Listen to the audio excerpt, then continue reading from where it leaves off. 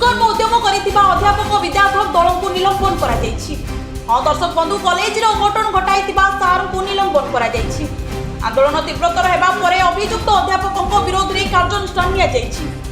सूचना मुताबक जाजपुर जिलार अभिमन्यु सामंतसिंह स्नातक विद्यालय रे किछि दिन पूर्वे एही छात्री को दुष्कर्म उद्यम करिथिबा नै थाना रे अभियोग होइतिला।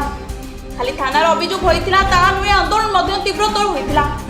प्रिंसिपल एवं अध्यापक विद्याधर दल को निलंबन करिबा पई दाबी होइतिला। एबे अध्यापक विद्याधर दल को निलंबन करा जायछि। तेबे दाबी होइछि कि खाली निलंबन कले हेबो नाही, अभियुक्त विद्याधर दल को गिरफ्त करा जाऊ।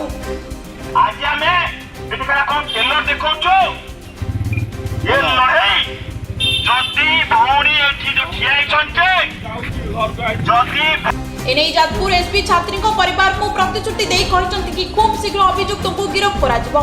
तेबे देखिबा को रहिला अभियुक्त ऊपर की कार्यानुष्ठान नेउछि पुलिस। जाजपुर सुरेश करंग रिपोर्ट टुमानी टीवी।